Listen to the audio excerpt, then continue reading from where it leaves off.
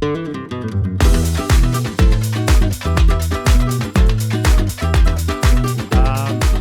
start with this panel by introducing the speakers, and I guess there's no better person to introduce themselves. So let's start with you, Justin. Justin Hertzberg, CEO of FPFX Tech and Prop Account. Hi, my name is Alexis Droussiotis. I'm the head of Master Platform. We've been serving clients for over 12 years, and our platform is offered to prop firms and forex brokers.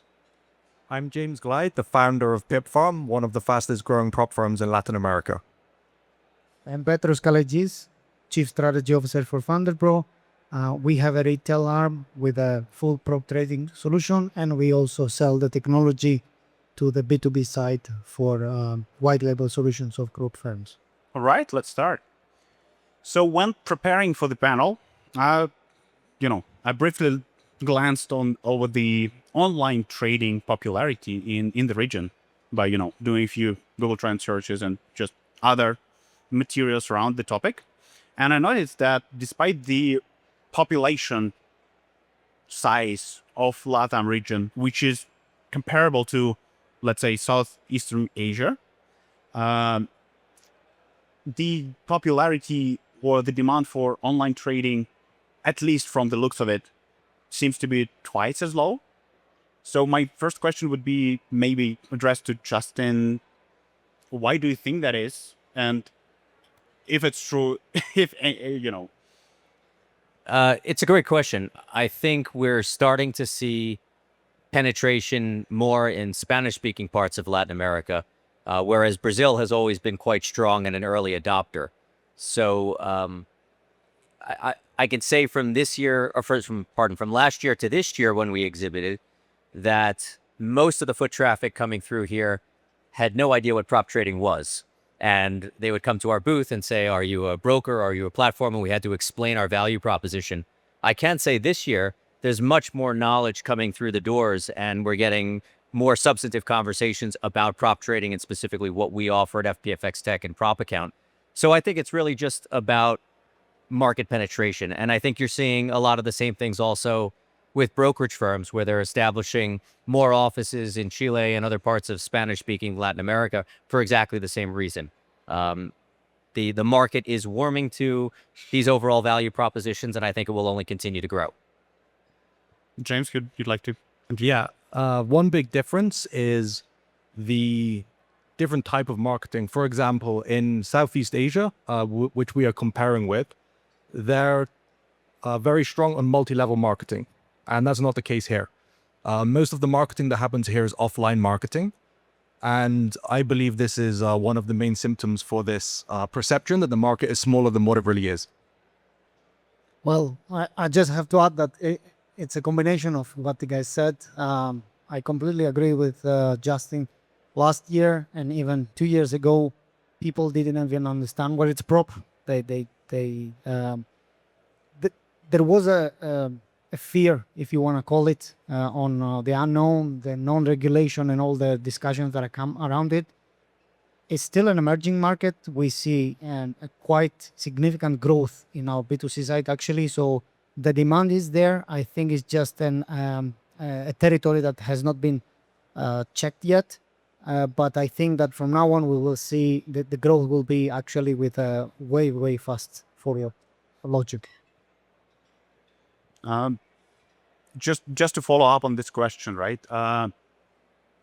With prop trading being another entrance, and we've seen such cases where new traders would be learning about trading in, the first touch point about trading would be through prop trading firms.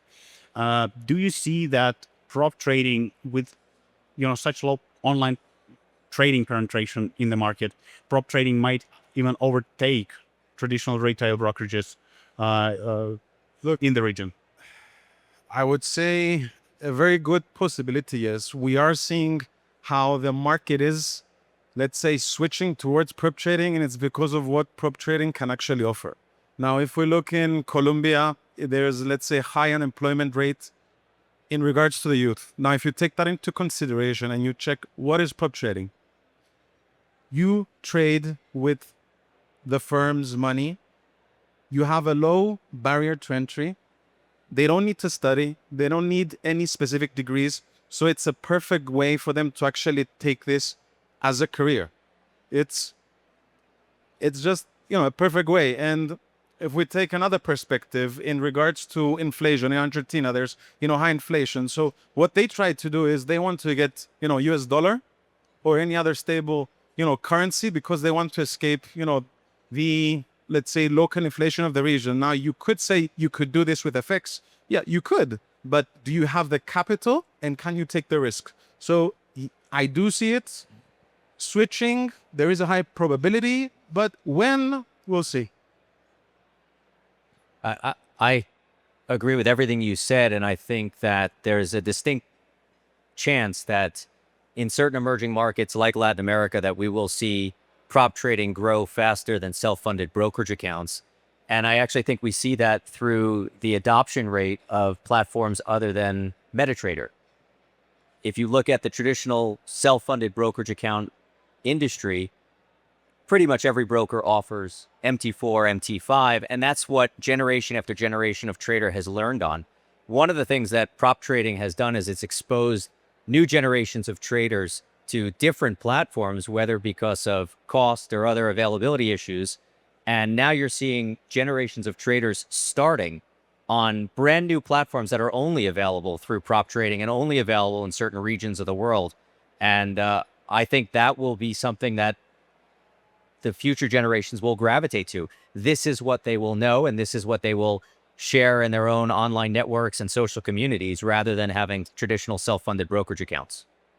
I think there's a limit to how long a prop firm can support retail traders, because they're great for the start of their journey, but there becomes a point when that trader starts to become consistently profitable, the prop firm struggles to support them long term. So I believe there are, as a fact, more inexperienced traders than experienced traders.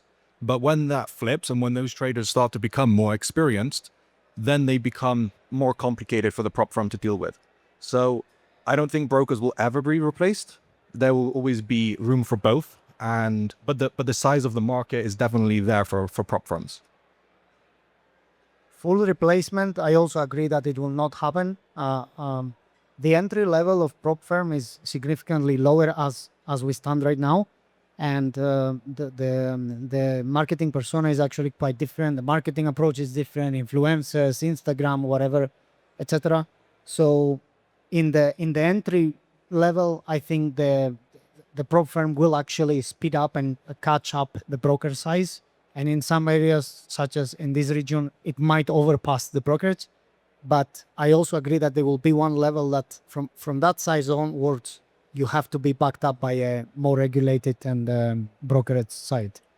Just jumping back, though, to your comment about that and what James mentioned during the first question, which is sort of the multi-level affiliate marketing nature of this marketplace versus, say, Southeast Asia. I actually think that's an argument in favor of why the growth rate of prop trading in Latin America will be far faster, is that you do have lower barriers to entry, both for operators and for end users. And I think that's going to stimulate that multi-level process a lot faster than brokerage does, because you have a very fractured regulatory environment here when it comes to brokerage in Latin America. You've got so many different countries with so many different regulations. You have so many unique circumstances and characteristics of living in those particular countries that you have to contend with. Whereas if you remove a lot of the barriers to entry, which prop does, you have more operators that are catering to more local end users. And I think that really does up the growth rate significantly. You are required of local presence here, and traditional marketing is more effective in some areas than digital. And Justin, I believe you also touched upon the issue of trust in digital operators in this region specifically. And we do know that prop firms are usually praised upon how good of digital marketers they are, how good community builders they are, right? And when we strip them of their power of, being able to reach audience and effectively communicate with them, how and what are the main steps prop firms should consider when trying to enter the market or trying to build their presence here locally? So I can answer because we're in progress of doing this right now. So last week we had multiple events in Colombia where we worked with community leaders from Venezuela, Panama, Dominican Republic, and are bringing traders and trading communities from all over Latin America to host events in Colombia, Mexico, and later we'll do another road trip here. But this approach to shaking hands with people, meeting them face to face, building trust, this is the first step to be able to do anything, I believe, because in more mature markets that we're used to, in Europe, for example, it's very easy to just run ads, make some fancy banners and just pump them through Facebook and Instagram. But that's because there is a long history of context, right? Everyone in Europe knows what a broker is. Then they can take this logical leap to kind of understand what a prop firm is. But for many people in Latin America, they don't have this historical context of all these different financial services products where they can kind of understand, like read the room, let's say. So the outreach, it's expensive in the beginning, it's time consuming in the beginning, but this is how you make a market. You need to show that there is a market and show that there is a product. I fully agree with you on that, James. Yes, digital marketing ads don't work as well. Maybe you could call them a bit old school because, you know, they want to do relationships with people that they actually know. And as you mentioned, is you can't be throwing ads from 2,000 miles away and expect them, you know, to follow you if they don't trust you. So as you mentioned, you need to build relationships. You need to do this through events, you know, trade shows, mouth-to-mouth marketing, and, you know, use the region. There's influencers, there's IBs, there's educational educators, you know, create content through the influencers, make educational courses through the educators. And exactly as you said, if you want to penetrate the markets, you need hand-to-hand relationships with the actual people. And show that you care about the market. 100%. You need to build that trust, and, you know, trust can only be, let's say, created from personal relationships. It can't be through online ads. I don't disagree with anything that you guys are saying, but I think that's the roadmap if you're looking to establish your own brand in this market. One of the things that we offer through our sister company, which is propaccount.com, is a turnkey white labeled solution where we brand our prop firm in the name of the influencer, the operator, the trading educator, which they are abundant in Latin America. And so instead of trying to get a new market to adopt our brand from 1,000 miles away and they don't know who we are, we're meeting the customer where they are by delivering to them a solution that's in their name. And they've already laid the groundwork for establishing who they are and building trust with the end consumer. So now, instead of them promoting a third-party company, much the way that educators and IBs and affiliates have historically promoted a brokerage firm, they actually get to promote their own brand to their own audience, which they've already been establishing for years before. From our side, because we're looking at a B2B, fully agree. We just, you know, offer the technology. And of course, the local, you know, prop firm would be, you know, promoting their own brand. So yes, with you on that. Many of the influencers that we work with at the moment in Latin America, they've all worked with prop firms that closed down on them. So I believe there's also a craving for them to want to seek a better brand, a more mature brand to work with, and know that there's substance in the management and leadership behind the company, which, and I have a question for Justin. Is there any hesitancy or skepticism from potential influencers that you could operate a brand for them to not want to have reputational issues for themselves later? I think we've spent 5+ years establishing our credibility and reputation in the space that gives them a lot of comfort for exactly the reason that you're espousing, which is they've worked with other firms that came and went, whereas we have a track record of having paid every single trader and are well capitalized and run a sustainable business that understands we're not just gambling with our reputation, we're gambling with their reputation. And so we have to do things the right way. Look, no matter how good you are in online marketing, somebody has to shake your hand. I fully support the B2C approach of having local people on the ground. At the end of the day, Europe might be more mature in this. But if you take it back 15 years ago, Europe started with the same logic. It was not born mature. Now it's mature because it was on this stage, and then if I remember correct, in the traditional broker space, it was exactly the same discussion. So you have to penetrate the market with local people. They need to understand that this is the firm that you have seen, and you can trust them. And then you break the fear, and then things flow. So let's take. Shall we move on?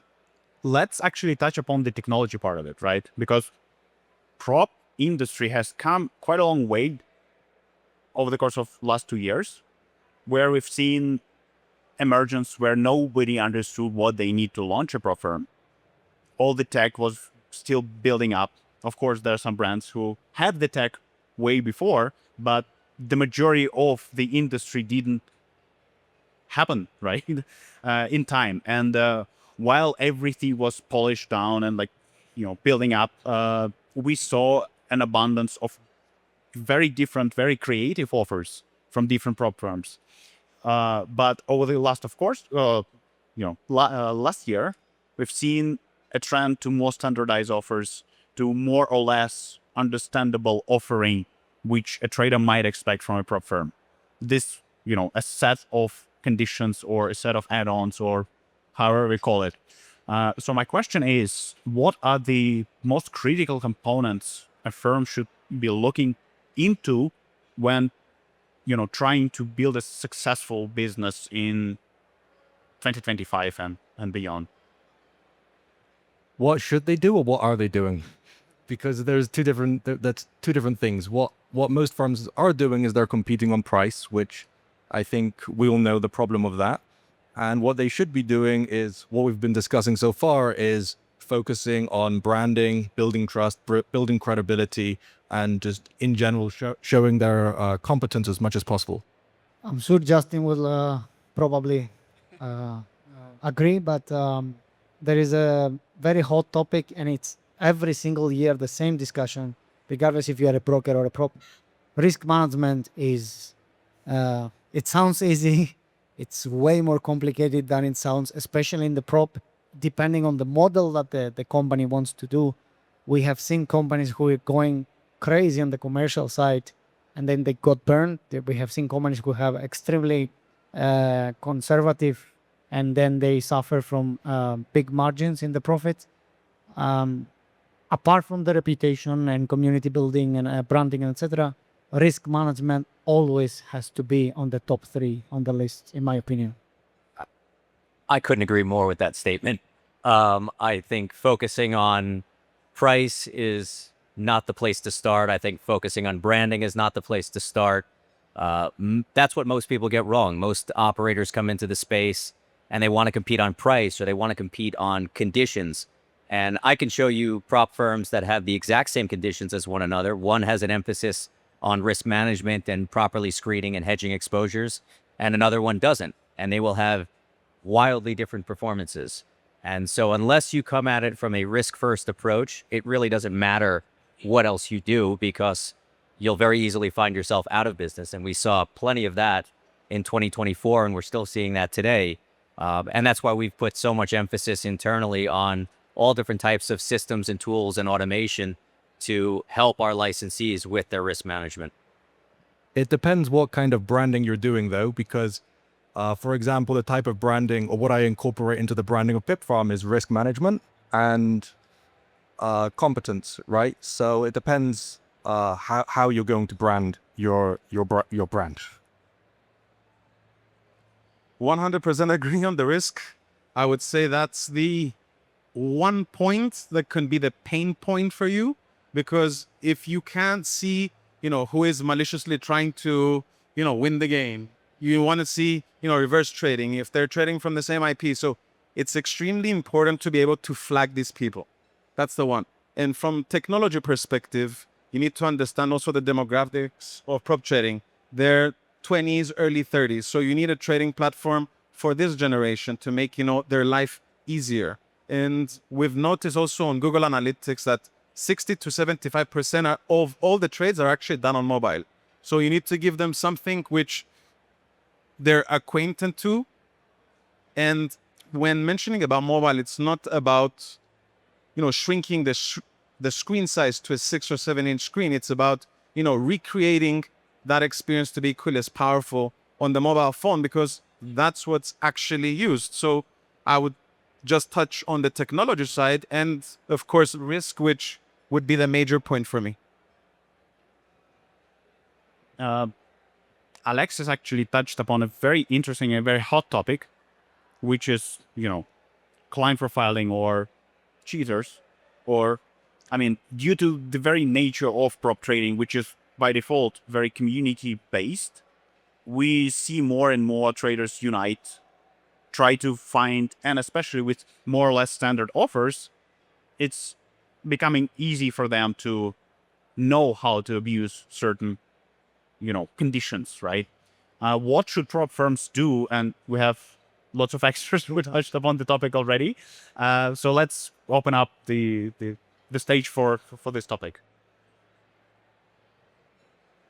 Look, the issue is that every single year, these people who are trying to somehow or manipulate or find an open door to self-renewal, they are becoming more and more creative. It's insane the way that they are actually, how fast they are on trying to find a hole in the system.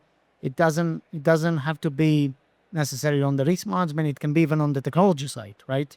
With speed or a lack of speed in the execution, anything. So they are becoming extremely more sophisticated. There are tools, and combining your previous question, the technology is there. It's just that technology had to be adjusted from a traditional brokerage logic into the prop. But there are systems who are exactly the same, and they are operating in both parties. I think that data analysis is actually a must. Ability of the company to shift and change conditions or strategy in the risk side is actually something very important, because sometimes by the time you realize what happened, you might have lost millions. We see that more and more companies invest a lot of money per month into risk management teams, quant teams, joining prop firms. So it's a very strong sign that the threat is there. So I think it's a combination of good data analysis, software, liability, and obviously a human decision, like if you should act now or wait. I think we could all be here all night sharing different stories about what we've seen in the back office. One of the other things that isn't talked about much is social engineering. One of the main ways that we catch people who are cheating is through Instagram, Facebook, and others, and Twitter, and how people relate to other people. For example, and this is just a coincidence, not anything strategic, but it was how I understood the power of social engineering. My KYC officer was verifying one guy. Then he saw the guy, and we had done a podcast with one guy. Then he was verifying another guy and said, these two guys, they look exactly the same. And then he realized that they have the same name. But it was, I'll be careful how I say this. It was a Vietnamese name, so it looked kind of similar. It wasn't the same name, but it turned out they were brothers. And then we saw a wedding photo on Instagram. And then we saw half of our customers from Vietnam in this one photograph. And this is what made me take a step back and realize you can monitor everything in your trading platform. All the trades, all the IP addresses, all the metadata, but without this additional context, you're still missing something. Now, we've covered the risk part, so I won't, mention again, which we said is very important. But another thing is try and flag these individuals before they actually onboard. Now, if you're using, let's say, a standard onboarding KYC method that, you're doing everything manually, you won't be able to actually flag them. So without stating actual, firm name, there is tools which can increase the probability of, flagging them out that uses AI. It can give you a fraud score, checks behaviors, checks the documents. But of course, it's not 100%. As you mentioned, they're getting very creative. They're using actual legit documents. We covered risk. And what you mentioned before, which I found interesting, that there's many that are doing whistleblower programs. So this way you give incentives to, the community, to your traders. If they do notice something, it could be on Discord, it could be anywhere, to flag them out and give them some incentives. But, they're becoming smarter and smarter every day. I think the gamification and the penetration testing that happens in prop is ever evolving, becoming more and more sophisticated, and you have to continue to adapt to identify and address it. We have two consistent ideas in how we do that. The first is we continue to evolve our own methods of detection, but we don't telegraph what they are. Because if I tell you what my defense systems are, then you're going to figure out how to go around them. So we're very, very private about what we do in that, and I'm not going to share it in this forum or any other forum because of that specific reason. If it stays something that's unique to us, then we can continue to use it effectively without having people figure out how to get around it. The other part is you have to continuously evolve your back-end tools, and that includes not only detection tools, but also hedging tools and alpha generation tools where you can find other ways to monetize very important data that's coming through. And just because you have benign traders, that's great. That's how you generate most of your revenue through your prop opportunities. You also have toxic flow, which can, if done and handled properly, can also be a revenue generating opportunity. And so we spend a lot of time and resources using all the information at our disposal to make our firms more profitable. Do you see it should be a responsibility of one company or of a brand to be focusing on all that, or it should be somewhat of a industry-wide practice? I don't think you can have an industry-wide practice because we live in a world of GDPR and other privacy policies. It's the same reason that brokerage firms can't share customer data across each other because they have their own privacy policies that they have to adhere to. So you can't get into the, hey, Anton's a scummy trader who's going to game the system. James, don't let him trade at your firm. I don't think you can do that. And I think in the litigious society that we live in today, especially when it comes to data privacy, I think that's where you get major fines and penalties. I believe that you can, and actually we do. So we do share data with other prop firms, and we do it to minimize the amount of personal data we share as much as possible. But there is such a thing as legitimate interest, and I believe that protecting the interest of my business is a legitimate interest for me. And we have in our terms and conditions that we have the right to share personal information for the specific purpose of protecting the interest of the company. We should start cooperating more with James, probably, when it comes to risk management. Well, this actually got us to a point of, KYC, compliance officers, and regulation for the prop industry been a hot topic for a while. Every other event, everybody's speaking about it. Everybody has their own ideas and observations of what it's coming, when it's coming. All regulators are either very silent or very flaggy in a sense of, hey, let's ban everything, right? So what are your thoughts on observations of prop space regulations? Because even though we don't have any concrete answers, we already might anticipate which of the sides of the business might be targeted by regulators. So how prop should be preparing?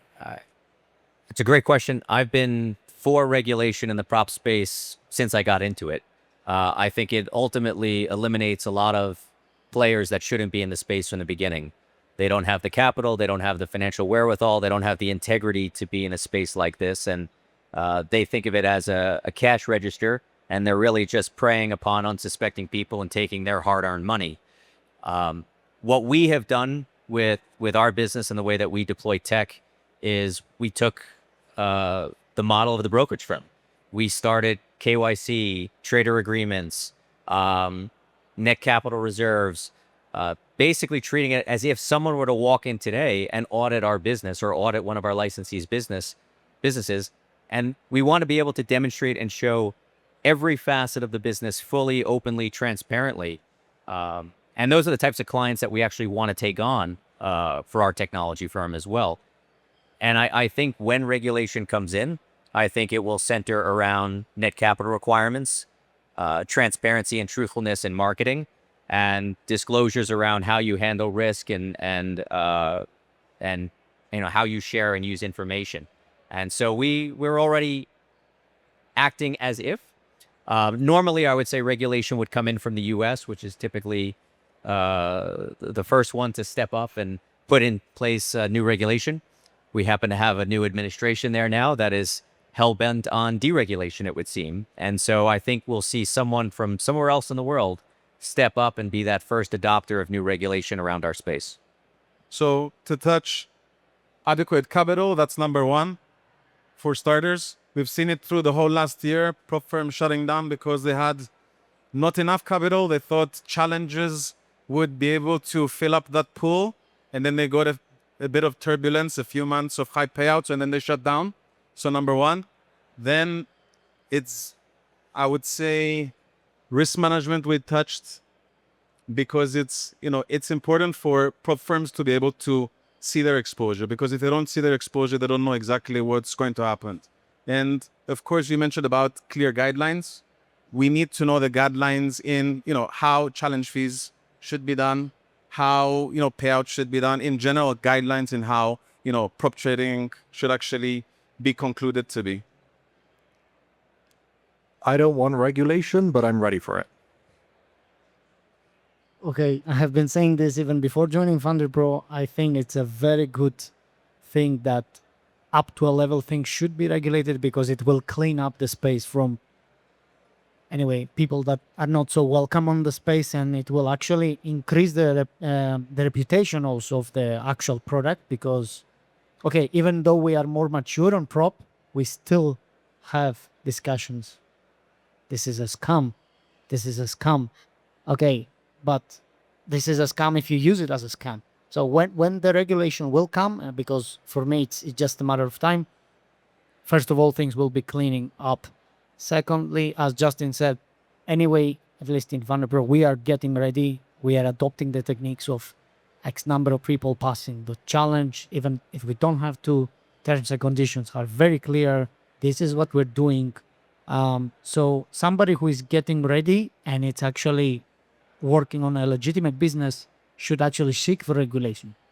Shouldn't be afraid of it. And I think what Petros is saying is absolutely right. And that's why you're starting to see more brokers entering the space and more traders looking at counterparty risk as a real consideration of which prop firm to choose, because they're looking for that integrity. They're looking for the credibility and stability of who they're actually engaged with. And regulation does help with that. It means that someone objectively went through a process and passed scrutiny to become a licensed prop firm. Until that happens, I think a lot of traders now are looking at brokerage firms and saying, well, they're already regulated in the capacity that they're in. They operate in multiple jurisdictions in that capacity. They're probably extremely well capitalized and trustworthy. Let's work with them rather than this 25-year-old Instagram influencer who didn't exist until last week. And I think it brings us to a very good point, right? Brokers have already all the infrastructure. They have the capital. They have the clientele. They have the understanding of the online trading business, which some of the prop firms, frankly, might not have. They have local presences in many countries, right? Yet they are still fearful or cautious of stepping into the space. If I can touch upon this point, please. sorry, Justin. Now, I don't think there's any factors really blocking them. I think it's more in regards to hesitation. Now, if we look with larger brands in regards regulation, because they don't know what regulation will actually bring, they're a bit reluctant because they think of it as a risk. So I think they're waiting out the game. Now, also there's operational shifts that they would need to do. Now, you can't run the same Forex model for prop trading. There is no way. And the same with risk. You mentioned it before. The risk tools you actually use for Forex, you can't use it for prop. Prop is a bit more aggressive in regards to risk profiling. So I wouldn't say there's any factors in blocking them. I would say it's just hesitations. I smile because I've had so many of these conversations with brokers, and we have a lot of brokers that use our technology for prop. And what I find amusing is, let's say 10 years ago when they were building their brokerage firm, they were the business development arm of their business. They knew what the pulse of the market wanted. They went out and moved very quickly to present something that would be well received. And then they grew their business. And then they grew bureaucracy, and they grew departments and committees. And now when you talk to brokers, there's always the head of business development or the head of partnerships that knows prop trading is another path to tremendous revenues for these firms. But now they have to sell it to a bunch of committees internally. And the quick and nimble nature of those businesses that let them get to that level of being so successful as a brokerage firm is now hindering them from making the quick decisions that got them there in the first place. If I was a broker, I wouldn't open a prop firm. A prop firm is infinitely more risky. A broker is infinitely more profitable. And why would I dilute my business with a low profit margin product with a high profit margin product? I think it's more fear than... So we had similar conversations. Or Justin, we made an analysis. This thing doesn't worth our time. I'm against that. I think, first of all, it's a great tool for diversifying your portfolio. And if you actually do it properly on a good business plan, it can have significant advantage on your brokerage. The problem is that these communities, as Justin mentioned them, in some cases they are greedy, in some cases they don't, they lack data, or in some cases they don't want to even to bother, and they say, okay, if I don't make X number of million in a short term, I don't want to bother. But I think that the brokers can benefit a lot from a prop arm, and vice versa. A strong prop firm at one point should have a good benefit from a regulated arm. Just to add something, because you mentioned brand dilution, if it's not done correctly and you're shifting all your focus from your bread and butter, which is Forex, and you move it into prop and all the capital, then yes, I agree. But if you do it correctly and you push all the correct buttons, I don't see that you're diluting your actual brand. I agree fully, and I know we're out of time here, but I agree. I think you get 2 bites at the apple for the same marketing dollar. I think you have an opportunity to remonetize your dead, dormant, and demo lead flow, and to re-engage your affiliate and IB networks. And because you have the infrastructure already there, you don't have a lot of the additional costs that standalone prop firms have to endure and incur in operating that business. And so I think it can be done very, very effectively to remonetize and additionally monetize an already successful firm.